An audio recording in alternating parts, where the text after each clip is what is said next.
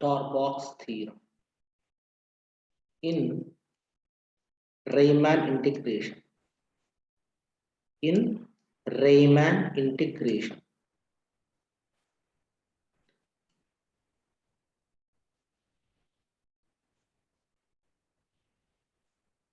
Right.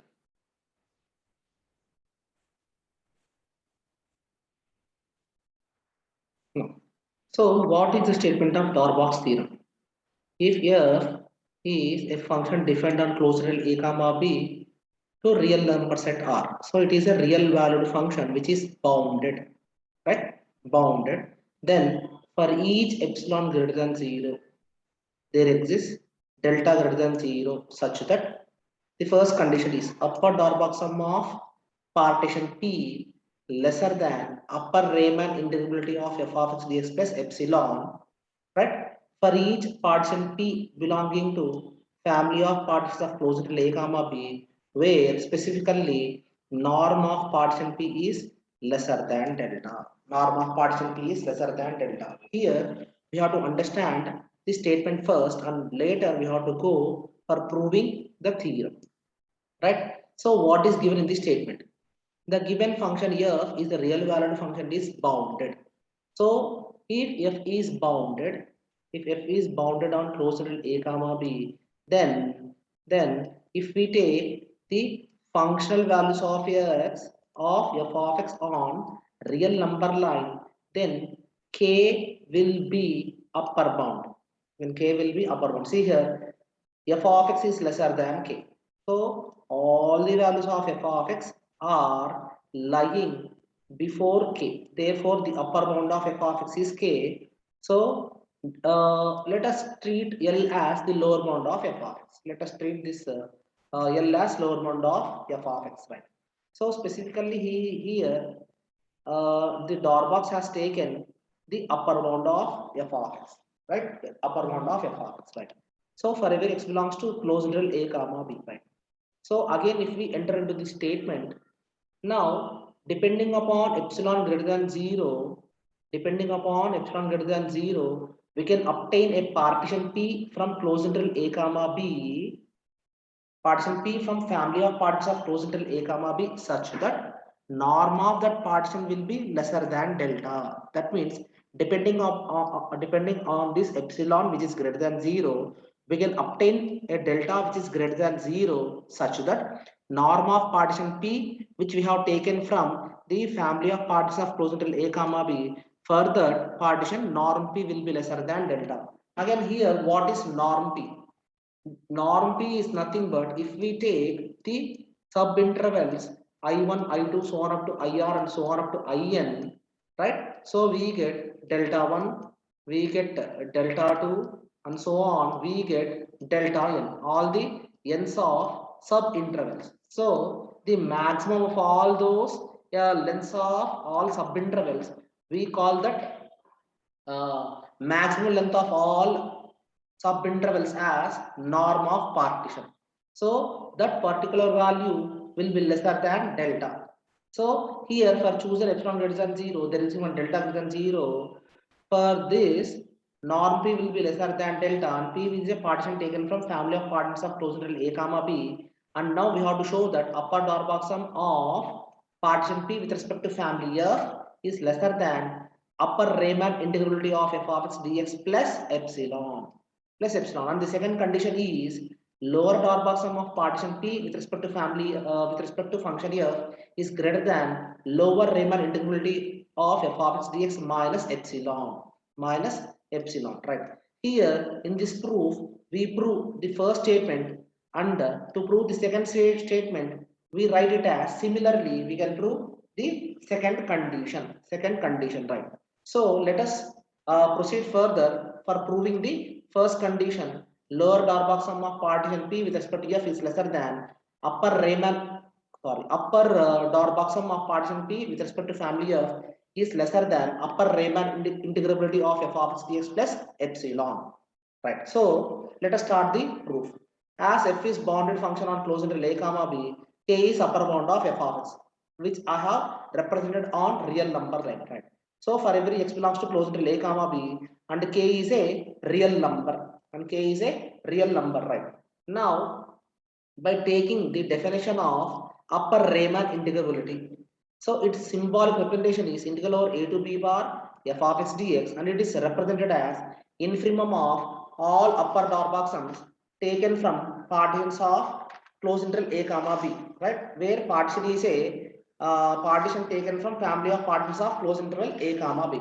So you know already about the infimum. Infimum is the greatest lower bound. So the greatest lower bound of all upper Darboux sums of different partitions taken from family of partitions of closed interval a comma b. Here infimum is greatest lower bound. Greatest lower bound of all upper Darboux sums taken from different partitions of family of partitions of closed interval a comma b. That particular value is defined as upper Riemann integrability, and if we represent on real number line, its position will be here. Upper Riemann integrability. Upper Riemann integrability, right? It is infimum. Infimum means greatest lower bound. Sorry, infimum value here it lies. Upper Riemann integrability, and here we can take lower Riemann integrability. Lower Riemann integrability, right? So greatest lower bound. The position of upper Riemann integrability is here, right? So now, for epsilon greater than 0, there exists one partition P1 from family of partitions of closed interval a comma b such that upper Darboux sum of partition P1 with respect to f is lesser than integral over a to b bar f of x dx plus epsilon by 2. So right, it is the property taken from the properties of Riemann integration, right? For epsilon greater than 0, we can obtain one partition P1 from family of partitions of closed interval a comma b such that the upper Darboux sum of this partition P1 with respect to family f will be lesser than upper Riemann integrability of f of x plus epsilon by 2.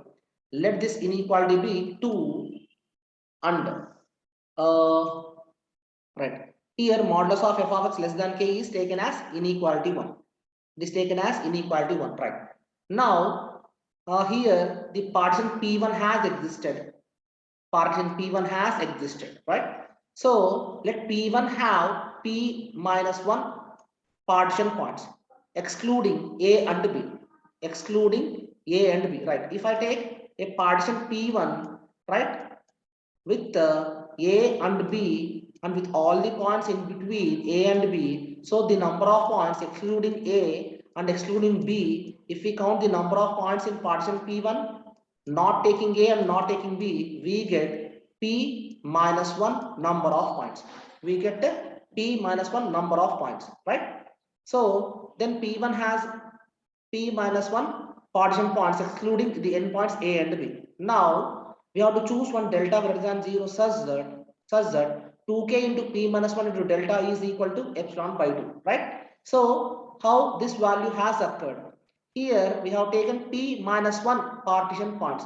From that we are taking the value of P, right? And here modulus of f of x is less than k, right? Here k is upper bound of f of x, and using that k and using that P and using the epsilon which is taken here, and framing a inequality and numbering this as equation 3, right? Here we have prepared a value epsilon by 2 which is equal to 2k into P minus 1 into delta, 2k into P minus 1 into delta, right? Let this be 3. Now let P be any partition of closed interval a comma b with norm P is lesser than delta, and where P2 is equal to P union P1. P union P1. Therefore, up to here we have got 3 partitions. One is P, one is P1, and the other is P2, right? And the other is P2. Now we are choosing a delta greater than 0 such that 2k into P minus 1 into delta is equal to epsilon by 2. And now we are taking one partition P from family of parts of closed interval a comma b with norm P is lesser than delta, and P2 is equal to P union P1, and partition P2 is union of partitions P under P1, right? So P2 is a partition of closed interval a comma b which will have P minus 1 points more than P. P minus 1 number of points more than P. More than P, right? So with these partitions P, P1 and P2, P1 and P2, see here partition P1 is containing P minus 1 number of points. P minus 1 number of points, right? And P2 is containing P minus 1 points more than P. More than P. P minus 1 number of points more than P, right? That is the number of points which are present in partition P, right? If this is containing 5 points, then this partition P2 will contain 5 plus P minus 1. That means P minus 1 more than points when compared to the points of P, partition P, right? So see here, if P is containing 5 points, P1 is containing P minus 1 number of points, then P2 will contain 5 plus P minus 1 number of points, right? So now let us consider this upper Darboux sum minus upper Darboux sum of partition P2. Now we are considering the upper Darboux sum of partition P minus upper Darboux sum of partition P2 with respect to the same function f. So this difference will be lesser than or equal to 2k into P minus 1 into delta. 2k into P minus 1 into delta, right? So now if we proceed further, what do we get? What do we get, right? So see here, the upper Darboux sum minus upper Darboux sum of partition P and partition P2 is lesser than or equal to 2k into P minus 1 into delta. Therefore, if we send this minus upper Darboux sum of partition P2 with respect to f to right hand side, we get upper Darboux sum is lesser than or equal to upper Darboux sum of P2 plus 2k into P minus 1 into delta. So let this equation be 4 or let this inequality be 4.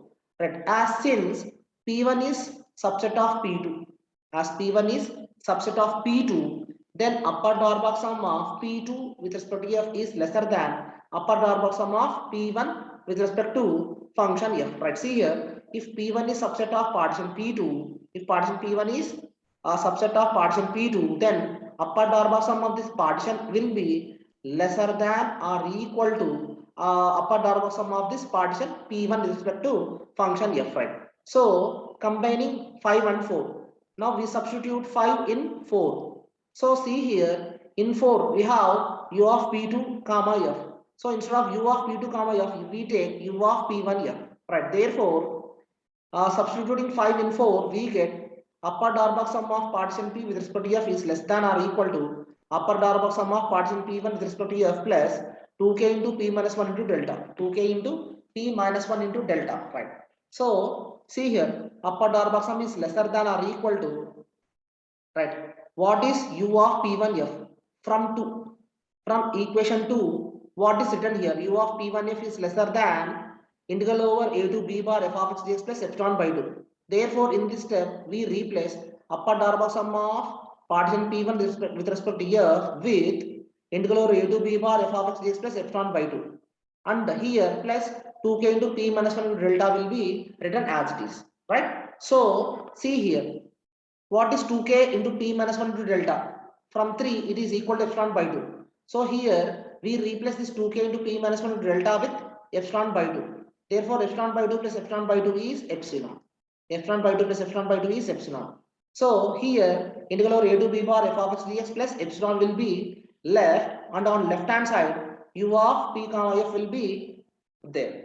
So u of p comma f is lesser than upper Riemann integrability of f of x dx plus epsilon, right? Therefore, upper Darboux sum is lesser than upper Riemann integrability plus epsilon for partition P belonging to family of parts of closed interval a comma b with norm P lesser than delta, with norm P lesser than delta. So it is the first condition which is to be proved in this Darboux theorem. And the second inequality, that is lower Darboux sum of partition P with respect to f will be greater than lower Riemann integrability of f of x dx minus epsilon for partition P of family of parts of closed interval a comma b with norm B lesser than delta. This will be proved as we have proved this first inequality. Therefore, this ends the proof of Darboux theorem in Riemann integration.